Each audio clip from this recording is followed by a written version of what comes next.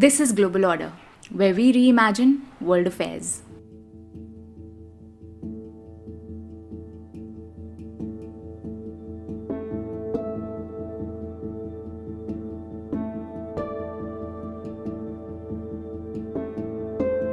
In 1971, US President Richard Nixon embarked on a historic visit to China, one visit that would normalize relations between these two countries and open diplomatic channels of communication.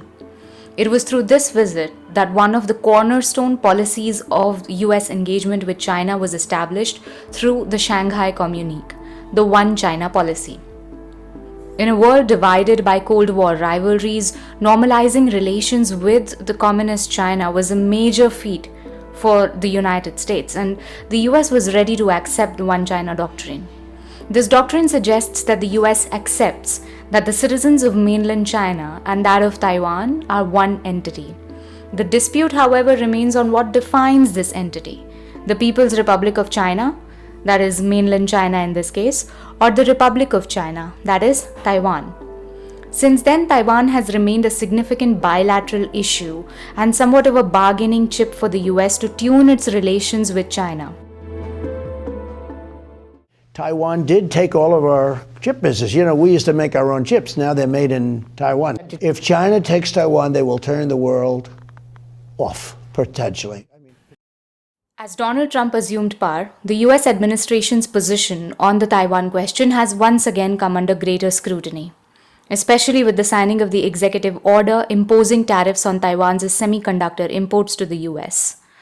But it seems like the approach of strategic ambiguity so long employed by the US continues, because the Trump administration's decision to impose tariffs on Taiwan's semiconductor supplies is largely a bid to benefit the semiconductor industry of the US.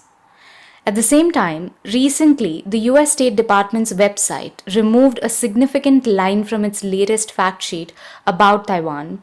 The phrase, "We do not support Taiwan's independence," was duly removed from the fact sheet. This prompted strong reactions from China, who saw it as a direct attack on China's policy on Taiwan. The removal of this line from the fact sheet was also accompanied by other updates, such as modifications to the passage concerning Taiwan's inclusion in international organizations. It was stated that the US would be in favor of Taiwan's inclusion in organizations where statehood is not a prerequisite criterion. China, of course, reacted by asking the US to rectify its mistake and revert this policy change.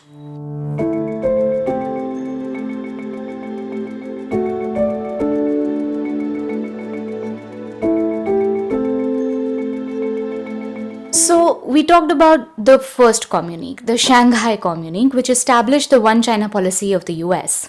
The second communique, the Joint Communique on the Establishment of Diplomatic Relations in 1979, took it one step further, and the US stated that it recognized the PRC as the legitimate government of China and Taiwan, but the US will continue to establish cultural and economic relations with Taiwan, which was stated further in the third communique. Then there's also the Taiwan Relations Act, which suggests that the US considers any effort to determine the future of Taiwan by non-peaceful means a threat to the peace and security of the Western Pacific region and of grave concern to the US.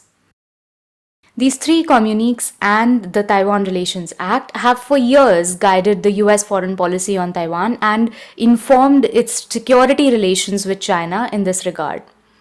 These instruments also stated that the US administration agreed to Taiwan being a part of China and the PRC being the sole legitimate government as long as this resolution is brought on through diplomatic means and not through military action. China has time and again reiterated that it considers Taiwan as its territory, and the PRC would not refrain from using military force in realizing this objective if need be. China has heightened its military activity in the Taiwan Strait. As of recently, Taiwan's Ministry of National Defense indicated the presence of 41 military aircrafts, 9 PLA Navy vessels, and 1 official Chinese ship in the region. In light of these constant military threats, cognitive warfare, and cyber attack threats from China, Taiwan is all set to bolster its defenses and even increase its defense budget to focus on deterring China. The US has strongly opposed any military action in the region while continuing to provide military assistance to Taiwan, given the direct threat posed by China to Taiwan's sovereignty. However, the coming of Trump puts things into question. Trump has been adamant about freezing financial aid and foreign assistance, but has exempted security aid to Taiwan from this order as of now. Under Trump, the US's bilateral relationship with Taiwan is now determined by competition in the semiconductor industry sphere. Amidst all this, a bipartisan group of US senators also have condemned China for misusing the UN Resolution 2758 to lay territorial claims on Taiwan. Resolution 2758 gave the PRC a permanent seat at the UN, but it did not define the political status of Taiwan.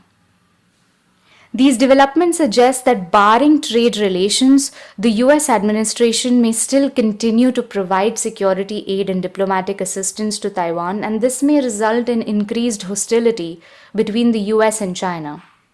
Whether or not China will invade Taiwan is a decision only China will make, irrespective of how the US is behaving. But the rising tensions have implications for security in the Western Pacific region.